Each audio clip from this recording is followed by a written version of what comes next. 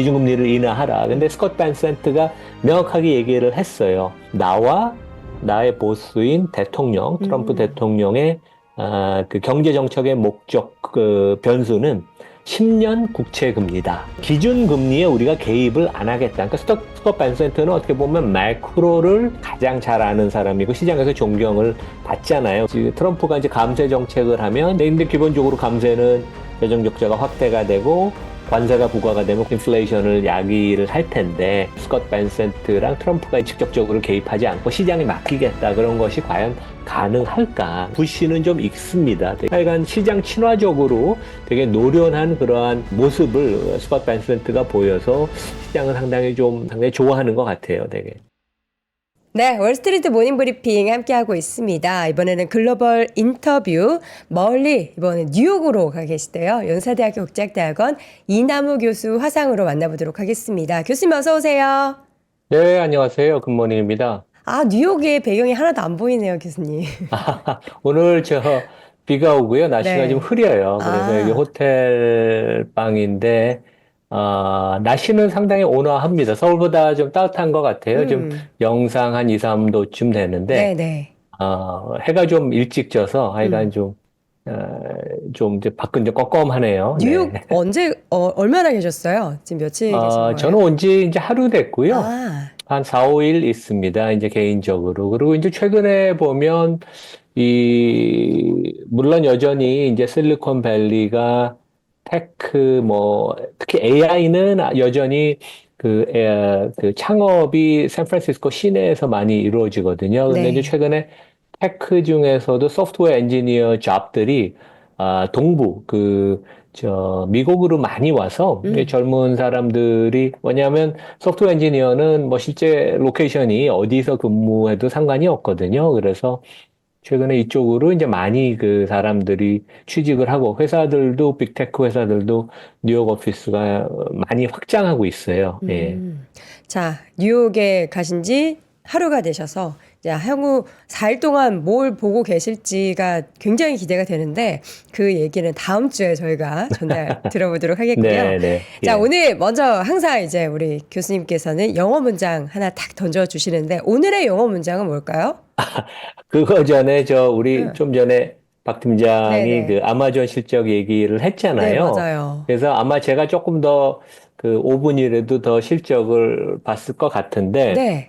그 실적은 괜찮았던 것 같아요. 음. 제가 이렇게 보니까 매출액이 10% 증가했고, 전년 동기 대비 영업이익이 61% 증가했고, 네. 그 다음에 이제 영업이익률, 그러니까 AWS 클라우드 부분의 영업이익률이 중요한데 37% 마진을 기록을 했거든요. 음. 그래서 실적은 좋은 것 같고, 이제 그 아마존은 항상 그 현금 흐름, 캐시플로우를 되게 중요시해서 지금 이제 캐시플로우 현금 흐름을 제가 작년 4분기 걸 들여다봤는데 좋습니다. 되게 음. 좋고. 근데 이제 놀라운 것은 작년 4분기만 설비 투자를 280억 달러 투자했어요. 그러니까 오. 3개월 사이에 거의 40조 원, 그러니까 음. 연율로 치면 160조 원.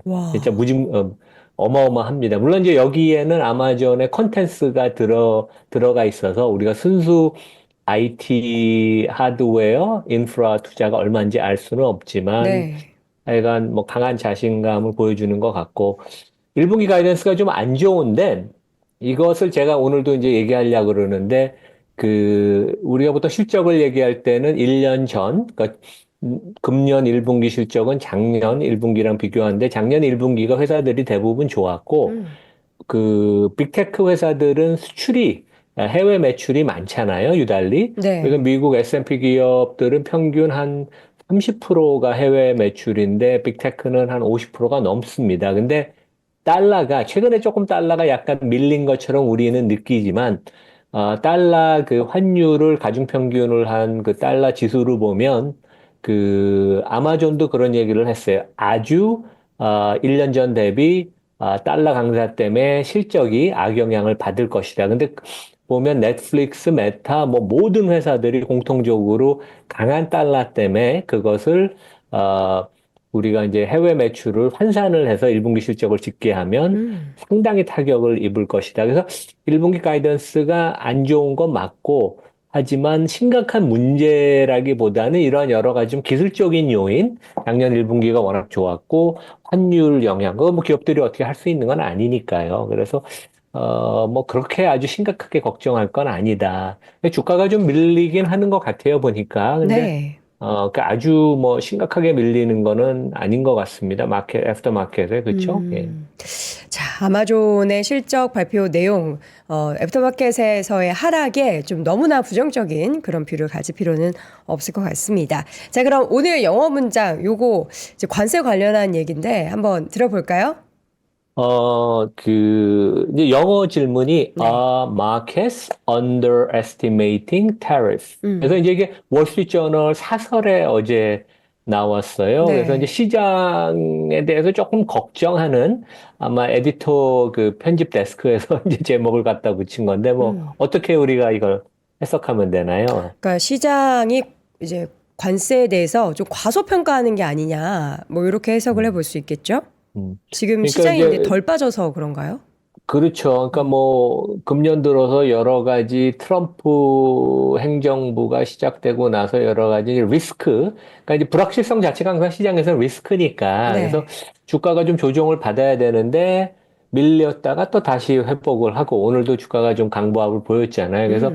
S&P 500으로 보면 올해 여전히 한 3, 4% 올랐습니다. 네. 그래서 시장이 너무 안일하게 생각하는 거 아닌가, 이런 리스크에 너무 둔감한 거 아닌가, 그래서 음. 우리가 조금 더 걱정을 해야 되는 거 아닌가, 그래서 뭐, 언론에서는, 월스트리트저널에서 당연히 그렇게 할 수 있으니까, 그래서 제가 몇 개 관련된 그림을 이제 설명을 드리면, 다음 페이지에 보시면, 여기 보면 S&P 500 미국 지수랑, 그 다음에 이번에 이제 트럼프가 그 이웃나라인 캐나다, 멕시코에 25% 관세 부과한다 그랬다가 일단 1개월 유예한다고 그랬죠. 네. 그래서 이제 토론토 시장 지수, 캐나다 시장 지수죠. 그다음에 유럽 지수 보면 다 작년 11월에 트럼프가 취임하고 나서 주가가 한 4, 5% 정도 올랐어요. 물론 이제 부침은 있지만 근데 여기 뭐 캐나다 같은 데는 직접 타격을 25% 관세가 부과가 되면 미국으로 수출이 직접 영향을 받을 텐데 여기 음. 제가 이따 말씀드리겠지만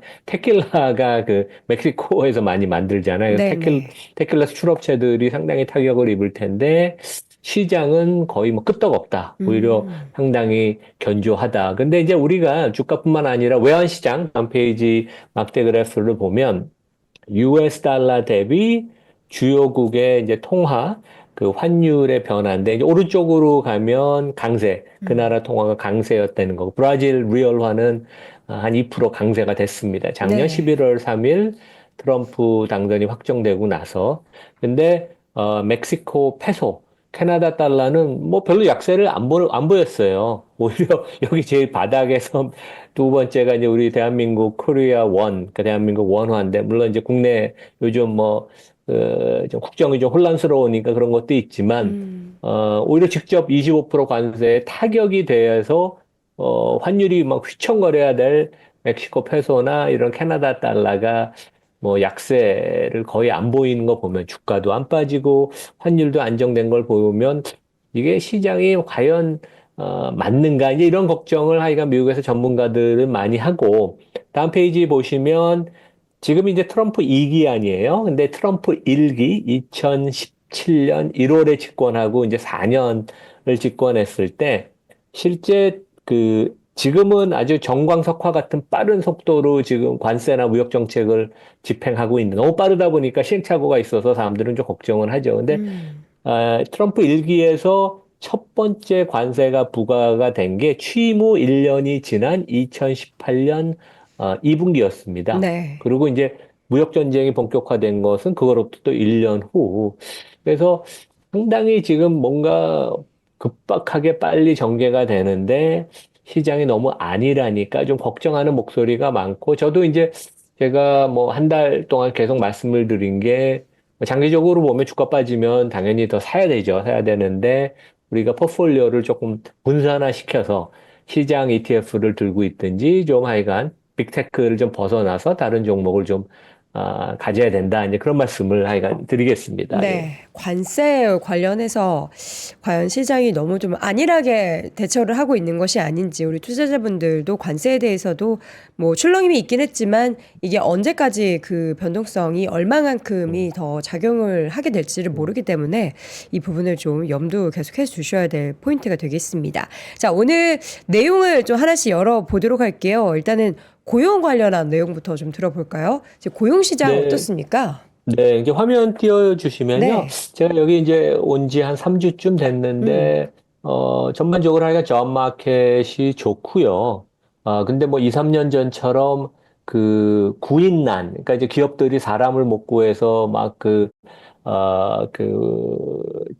회사 사람들이 이제 뭐 더 좋은 조건으로 직장을 옮기고, 그러니까 여기 이제 여기 5페이지의 그림을 보시면 매년 그 새로운 그러니까 직장을 그만두는 사람들의 명수예요. 그래서 이제 2022년이 5천만 명이 자기 일자리를 떠나는데 그때만 해도 잡마켓이 화랑이어서 좀 더 좋은 조건, 승진을 하거나 급여를 더 많이 주는 데로 옮기는 잡 허핑이라고 그러죠. 뛴다는 그런 네. 게 많았는데 작년에 좀 둔화가 됐고, 그러니까 잡마켓이 조금 덜 뜨겁고 올해는, 그러니까 작년에 2024년은 2022년 대비 22% 하락했고, 그 전년도보다 11% 하락. 그러니까 직장을 그만두는 사람이 좀 적대는 거예요. 그만큼, 구인을 새로운 종업원을 구하는 기업들이 좀 적어진다. 왜냐하면 기업들도 조금 보수적으로, 경영을 한다. 근데 여전히 하여간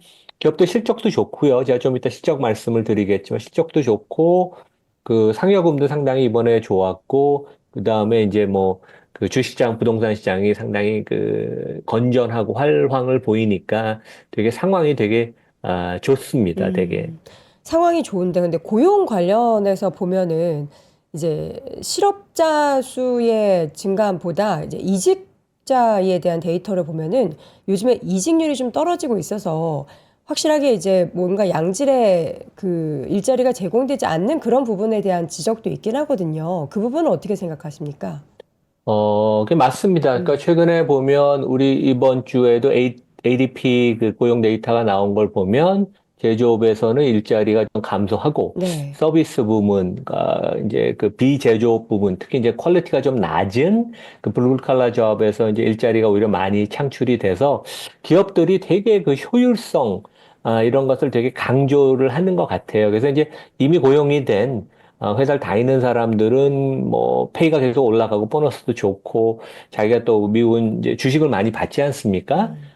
그 중견 그 직원들이나 뭐 이런 사람들은 하지만 이제 그 전반적으로 하여간 전반적인 시장은 수급이 상당히 이제 빡빡한 상황이어서 좋지만 하여간 2, 3년 전 화랑보다는 하여간 일자리를 구하는 게 쉽지 않고 또 여전히 뭐 이제 우리 그 메타가 발표한 것처럼 이제 5%또 하위 5%를 해고한다고 이제 그런 뉴스가 얼마 전에 있었잖아요. 그래서 이제 뭐 그런 걸 보면 기업들이 상당히 슬림하게 그러니까 2022년에 너무 고용을 많이 해서 그전 몇 년 동안 그런 후유증을 이번엔 안 하고 린 경영, 그러니까 슬림하게 하겠다는. 그러니까 되게 방향은 되게 매크로 측면도 그렇고 기업 단에서도 보면 상당히 타이트하게 경영을 해서 낭만한 걸 좀 피하고 그런 면에서 좋은 것 같습니다. 예. 네.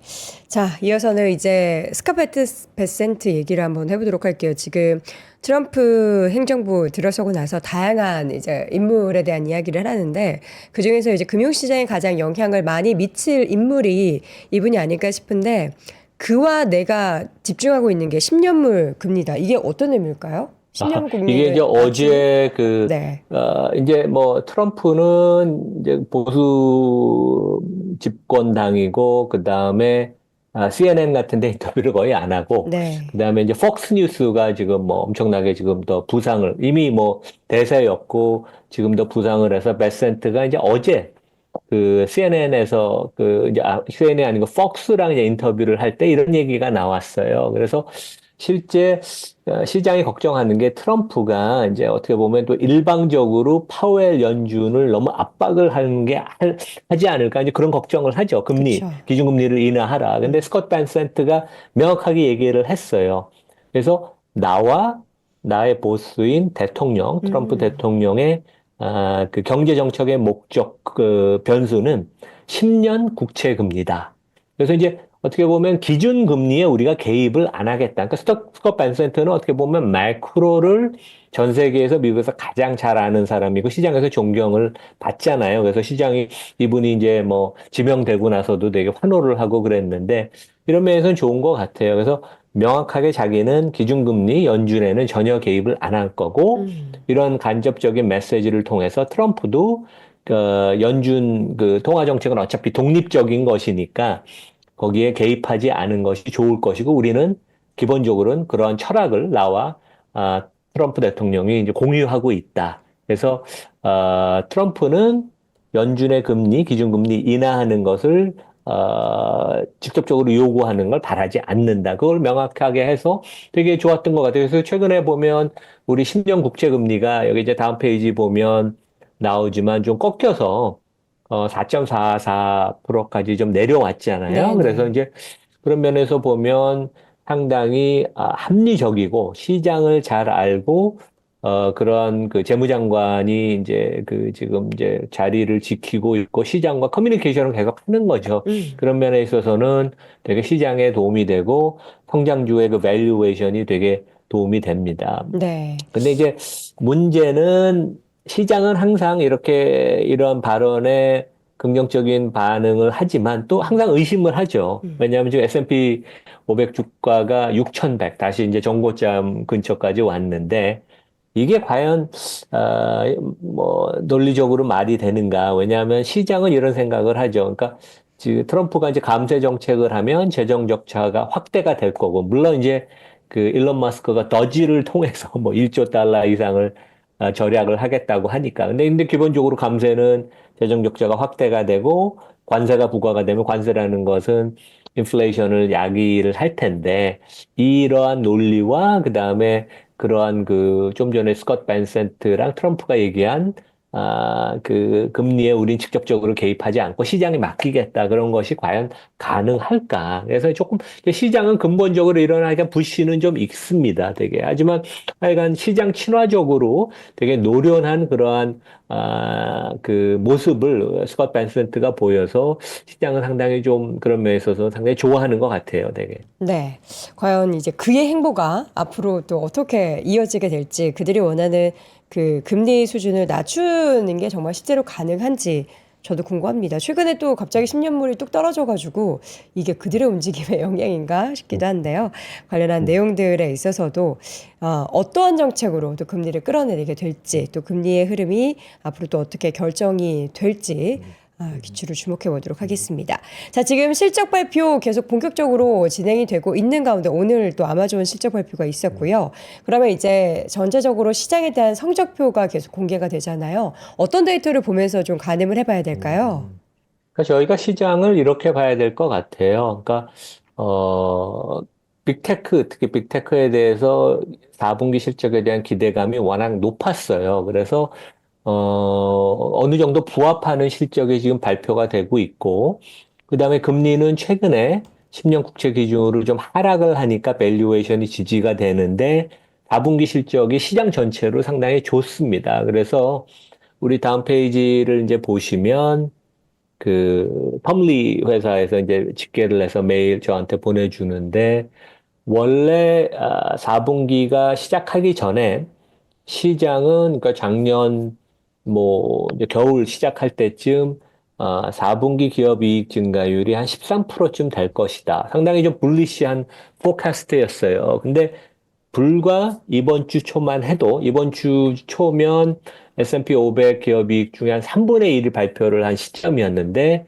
발표된 회사들의 실적이 생각보다 더 좋았기 때문에 13% 이익 증가율이 15%로 증가가 상향 조정이 됐고 오늘 제가 그 여기 펀드 스트레스에서 텀리 회사에서 받은 걸 보면 더 회사들이 이번 주 초에 실적 발표를 많이 해서 S&P 500에서 거의 반이 넘는 회사가 발표를 했는데 실적이 더 좋아서 지금 기존에 발표한 회사와 앞으로 발표할 회사들의 예상치를 블렌딩을 하면 이익 증가율이 거의 한 16%, 17% 정도 돼요.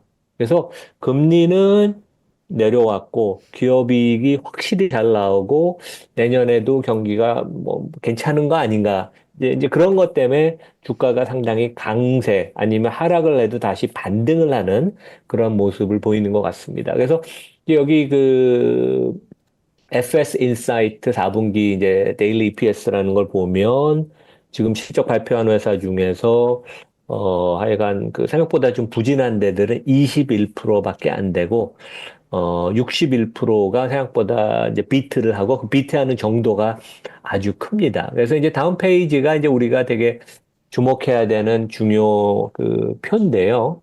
여기 이제 보면, 이게 이제 어제 기준이에요. 근데 이제 오늘 나온 거는 더 상향 조정이 됐습니다. 그래서 실제 실적을 발표한 회사들은 기업 이익 증가율이 18%, 18% 작년, 이맘때 대비 증가를 했고, 앞으로 발표할 회사들이 한 10% 정도 증가를 하면, 블렌딩을 하면 한 16% 4분기 이익이 증가를 한다. 그래서 실적이 상당히 좋고, 테크는 조금 최근에는 약간 실적이 조금 부진한 모습을 보이고 컨슈머 디스크레셔너리 경기 관련 소비재도 그렇지만 커뮤니케이션 서비스 뭐 넷플릭스, 메타, 알파벳이 포함된 데가 좋았고 지금 뭐 최근 52주 신고가를 계속 갱신을 하는 금융주 제가 계속 금융주 말씀드렸는데도 여기도 실적이 상당히 아주 좋다. 이제 그런 말씀을 드리겠습니다. 그래서 실적 관련돼서는 지금 S&P 500 중에 한 거의 60%가 발표를 해서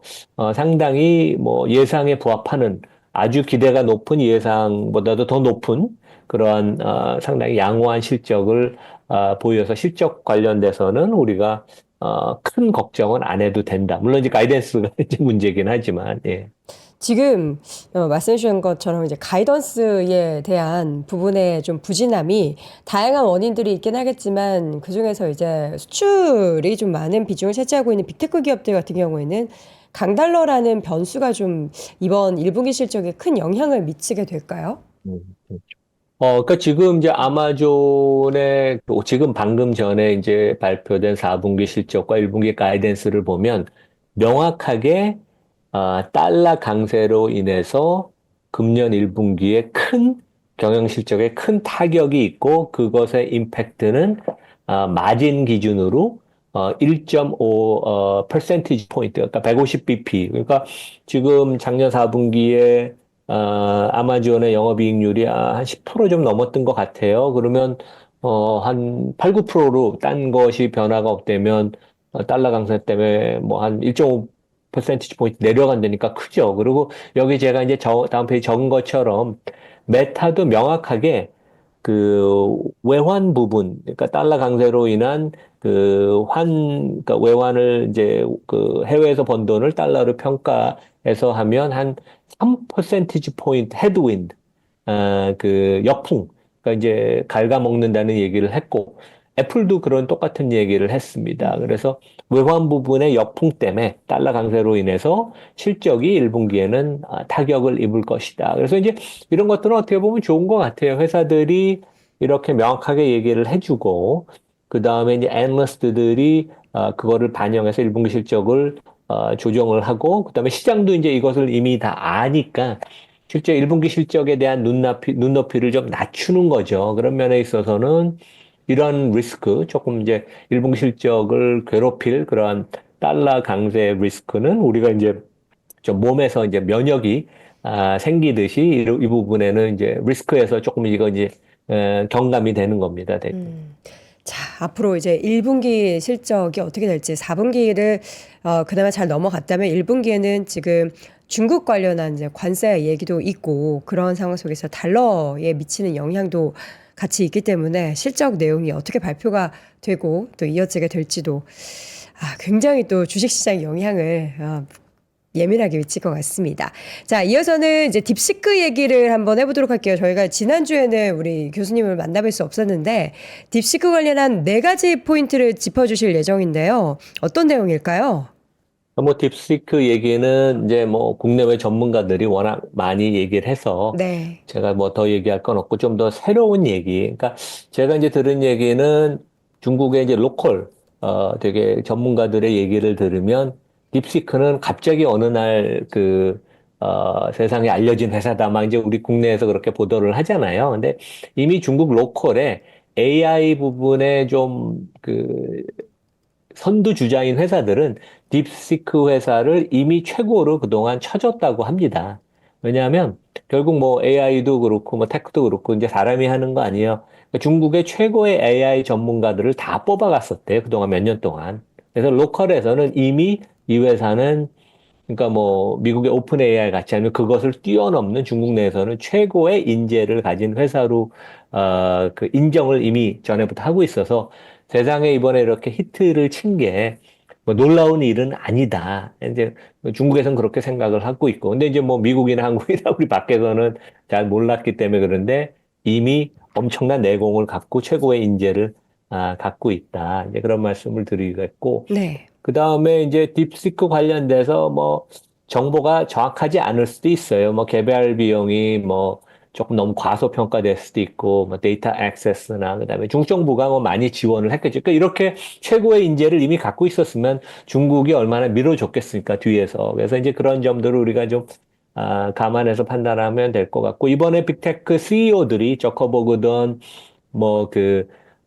그 구글 CEO, 손다 피차이가 모든 그 CEO들이 다 긍정적인 발언을 했어요. 그래서 물론 이 부분이 그 엔비디아의 저는 매출 총이익률이 지금 75%인데 최근에 그러니까 시장은 커지고 물량은 늘어나는데 엔비디아의 그 너무 과도한 마진은 좀 하락할 가능성은 있어요. 근데 우리가 시장 전체로 보면 미국 특히 실리콘밸리를 드라이브하는 게 경쟁인데 경쟁이 혁신을 유발한다. 그런 면에서 보면 시장에서 보면 나쁜 거 아닌 것 같아요. 우리가 좋게 봐야 될 것 같고 확실히 오픈 소스가 그런 비즈니스 모델을 한데, 그러니까 메타 같은 데가 라마 같은 데가 그런 데인데 장점이 각인이 됐고 우리가 약간 이 딥시크가 갑자기 세상에 떨어진 게 아니고 중국에서는 이미 최고의 회사로 인정을 받았고 전반적인 시장, 그다음에 산업을 위해서는 좋은 방향이다. 혁신을 더 자극하고 훨씬 더 보급이 되고 투자가 많이 되고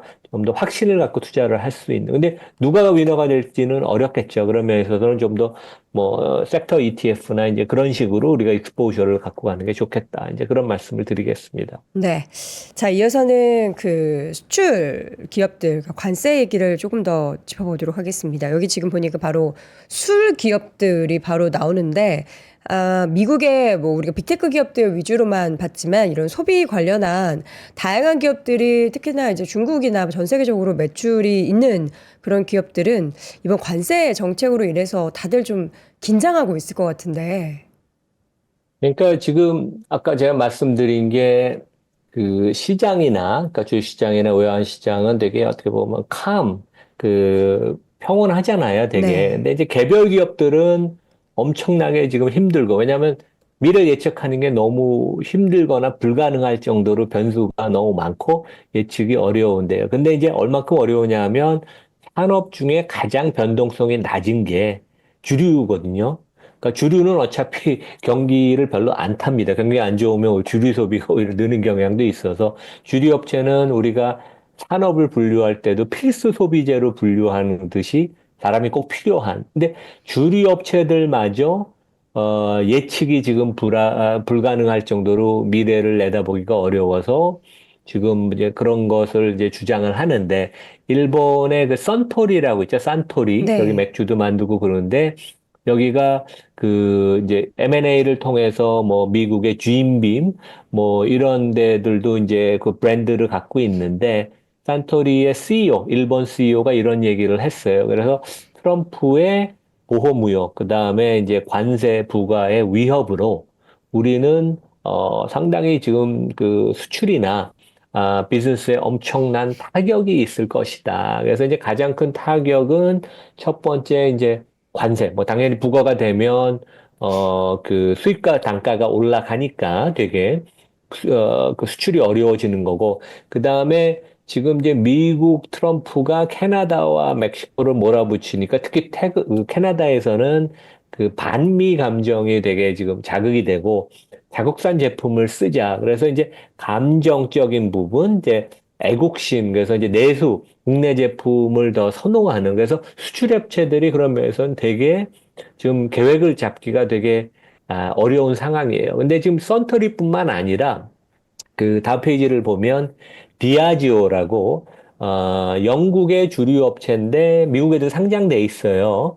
근데 여기가 이제 디아지오 하면 잘 모르지만 조니 워커 알죠? 우리 스코치 위스키, 네. 기네스 맥주, 그다음에 보드카 중에 스몰러프 이런데 이제 뭐 어마어마한 브랜드를 가진 뭐 2, 30개의 브랜드를 가진 디아지오가 지난주에 중장기 계획 발표를 포기했어요.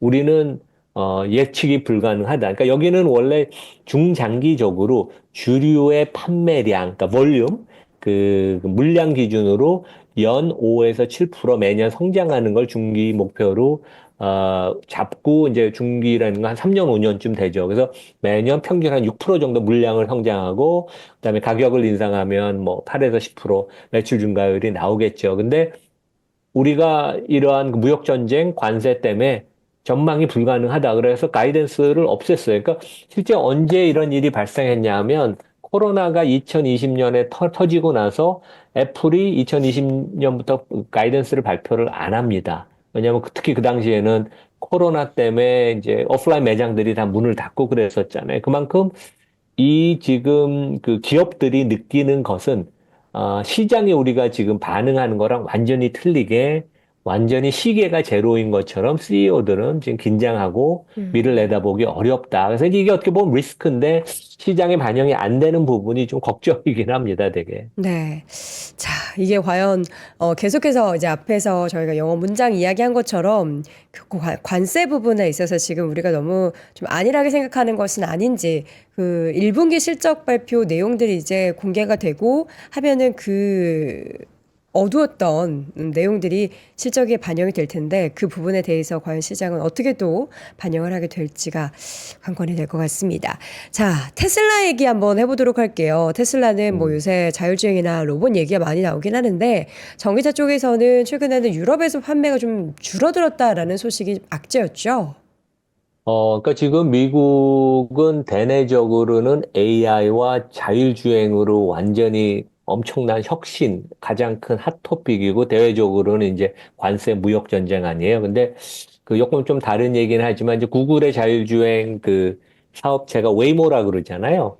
근데 샌프란시스코 지역에서는 웨이모의 그 무인 택시, 그러니까 택시를 콜하면 그 운전자가 없는데 그냥 나를 픽업하러 옵니다. 그래서 제가 다음 주에 샌프란시스코 돌아가면 이거 꼭 그 시도해보고 싶은데 우버랑 리프트 마켓쉐어를 많이 잠식하기 시작했어요. 그래서 네. 자율주행이 이 정도로 하여간 발달이 돼 있는데 제가 테슬라 관련돼서 말씀드리고 싶은 거는 아까 제가 좀 전에 그 산토리 맥주나 이러한 그 주류도 이 그 너무 미국이 일방적으로 관세를 몰아붙이면서 그 해당 국가의 그 반미 감정, 애국심이 돼서 이제 그 미국산 제품이 이제 팔리지 않는다 그런 말씀을 드렸잖아요. 근데 이제 실제 테슬라가 1분기 해외 매출들이 지금 실적이 발표가 되는데 영국에서 12% 감소했고 작년 1월 대비 유럽에서 전반적으로 한 4, 50% 감소를 했습니다. 특히 독일이 60% 감소, 프랑스가 63% 감소, 그다음에 북구, 뭐 스웨덴, 덴마크 이런 데가 한 40% 감소를 해서 이 가장 큰 이유들은 트럼프가 이제 미국 그 행정부에서 영국이나 뭐 이런 독일의 극우 정치자를 그 지원 사격을 하면서 이제 반미 감정이 생기고 테슬라에 대한 부정적인 여론이 형성이 되면서 차가 안 팔리는 거 아닌가. 이제 그런 우려의 목소리도 있고 네. 실제 미국에서도 캘리포니아가 가장 테슬라의 시장인데 작년에 판매가 12% 하락했어요. 캘리포니아는. 왜냐 캘리포니아는 이제 민주당이 대부분인데 일론 머스크가 이제 트럼프를 지지하면서 테슬라의 판매에 아마 영향을 미쳐서 그래서 역시 비즈니스는 비즈니스인데 이게 이제 CEO 창업자가 정치에 개입을 하면 조금 뭐 단기적으로는 경영에 영향을 미친다. 이제 이런 걸 우리가 알 수 있겠습니다. 네. 앞으로도 그러면은 이러한 부진이 정치적인 리스크가 같이 맞물려 있다면 쉽게 벗어나지 못할 수도 있겠네요. 그러니까 단기적으로 뭐 음, 금년 상반기 같은데 경영 실적은 생각보다 뭐 부진할 수도 있을 것 같아요. 물론 이제 지금 중국 같은데 얘기를 들으면 새로 나온 그 모델 Y가 되게 디자인이 좋잖아요. 그래서 뭐 주문 받고 뭐 몇만 대 주문이 뭐 하루 만에 됐다고 뭐 그런 얘기가 나와서 모델 Y가 좀 선방을 하겠지만 경영 실적은 생각보다 좀 부진하고 그 대신 이제 자율주행 full self-driving, 그에 대한 그런 기대, 이제 뭐 정부의 승인, 왜냐하면 이제 이러한 그 뭐 규제를 이제 많이 그 완화하고 없앤다고 이제 일론 마스크가 하니까 이제 그거에 대한 또 기대감은 계속 있을 것 같아요. 근데 음. 하여간 이번 주에도 좀 주가가 테슬라가 부진한 게 이러한 하여간 뭐 지금 1월, 그다음에 1분기에 당장 잡히는 실적은 조금 부진할 거에 대한 우려감이 있는 것 같습니다. 예. 기대할 부분들도 물론 많이 있지만 이러한 또 정치적인 부분에 연관되어 있는 리스크도 있기 때문에 테슬라에 대한 주가가 어디에 더 반응을 하게 될지도 지켜봐야겠습니다. 자, 메타와 애플 그리고 알파벳 실적에 쓰셨는 핵심 메시지는 뭘까요, 교수님? 뭐 실적 발표된 지 며칠 됐으니까 네, 제가 뭐 구구절절한 얘기는 할 필요가 없을 것 같고 네. 제가 이제 그런 얘기를 했죠. 그러니까 구글의 모회사인 알파벳, 그다음에 메타 두 회사가 그 온라인 디지털 광고의 양대 산맥이고 그다음에 SMS 분야의 뭐 1, 2등을 다투는 회사인데 실제 그 알파벳의 주가 밸류에이션이 메타보다 낮았어요. 작년만 해도. 근데 그 갭이 더 벌어졌어요. 그러니까 실제 알파벳은 주가가 덜 올랐고, 메타는 금년에도 지금 많이 상승을 했고, 지난 1년 동안 메타는 한 55% 올랐고, 알파벳은 한 30% 올라서 밸류에이션이 갭이 더 벌어졌는데, 이제 이렇게 보면 될 것 같아요. 우리가 4분기 실적을 보면 성장성, 마진, 그러니까 수익성, 그다음에 조직 문화에서 메타가 구글보다 여러 면에 있어서 앞서는 것 같아요. 그래서 4분기 지금 실적을 보면 메타는 매출이 한 20% 이상 증가를 했고 알파벳은 10% 초반대, 마진은 지금 계속 여전히 적자를 내는 메타버스를 감안해도 메타의 영업이익률이 50%, 그걸 빼면 60% 영업이익률입니다. 근데 알파벳은 한 30% 마진대. 그다음에 조직 문화가 메타가 되게 헝그리해졌어요. 2022년 구조조정을 크게 하고 나서 이렇게 타이트하게 경영을 하고. 근데 구글은 너무 좋은 회사가 인재가 많지만 되게 방만하고 긴장감이 없어요. 근데 그게 잘 바뀌지가 않는 것 같습니다. 어떻게 보면 삼성전자 지금 이제 조직 문화가 이제 문제가 많다고 하는 것처럼 너무 좋은 사람을 뽑았지만 헝그리 정신이 부족해서 이제 그런 문제들이 구글이 누적이 돼서 지금 메타는 밸류에이션이 퍼 기준으로 25년 기준으로 한 28배까지 올라갔어요. 주가가 엄청나게 이익도 좋지만 주가가 더 오른 거죠. 그다음에 구글 알파벳은 주가가 계속 꽤 올랐지만 그 밸류에이션은 오히려 지금 20배 초반, 21배. 그러니까 21배 대 28배. 그래서 메타 시총이 1조 8천억 달러여서 알파벳이 2조 3천억 달러인데 뭐 따라잡을 수 있을 것 같기도. 3년 전만 해도 상상하기가 어려운 일인데 음. 이러한 큰 변화가 지금 벌어지고 있다. 그래서 상당히 하여간 두 회사 다 너무 좋은 회사인데 메타가 어떻게 이렇게 최근에 많이 이익도 내고 주가가 많이 올랐잖아요. 되게 지금 뭐 빅테크 중에 어떻게 보면 지난 6개월 동안 주가가 가장 다이나믹하게 꾸준히 오른 건데 맞아요. 그런 조직 문화가 진짜 아주 헝그리하고 다이내믹하게 긍정적으로 바뀐 음. 거가 되게 하여간 우리가 그런 관점에서 하여간 이해를 해야 될 것 같고 실제 다음 페이지 이제 보시면 이렇게 비즈니스가 잘 되고, 그러는데도, 상시 구조조정 체제로 이제 들어간다는 거죠. 그래서 2월에 5%를 추가 해고한다. 이거는 이미 뭐 공시하고 발표된 거니까. 그만큼 이 언더퍼폼을 하는 하위 5%는 내보내고 또 새로운 피를 그만큼 수요를 하겠다는 거니까 조직이 되게 강해지는 거예요. 그런 면에 있어서는 그 밸류에이션이 이렇게 높아지는 게 어떻게 보면 이해가 되는 것 같아요. 근데 메타 퍼가 28배면 지금 애플이 31배, 마이크로소프트도 그 정도니까 거의 뭐 애플, 마이크로소프트 수준에 올라가는 그런 밸류에이션이어서 상당히 놀랍습니다, 저도. 음. 그럼 앞으로도 메타에 대한 기대감을 계속 열어둘 수 있을 것 같네요.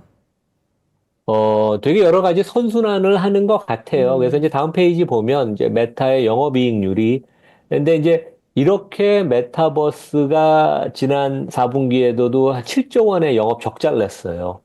그러니까 지난 뭐 한 3, 4년 동안 메타버스에서만 150조 원 적자를 냈는데도 이렇게 돈을 많이 버니까. 그래서 본업, 그러니까 본업이라는 거는 그 메타 우리 그 앱, 인스타그램, 왓츠앱 뭐 이런 것들에서 본업에서는 영업이익률이 60%입니다. 60%라는 비즈니스라는 것은 어마어마한 건데 그만큼 거의 독점에 가까운 비즈니스를 하고 최근에도 보면 AI를 잘 활용을 해서 이제 광고를 팔아서 광고 비즈니스 모델 아니에요 온라인. 근데 최근에 광고 판매 단가가 계속 오르고 있어요. 왜냐하면 광고의 효율성이 높아지면서 광고주들이 더 몰려드는 거죠. 그러면서 여러 가지 선순환을 되게 하는 것 같아요, 되게.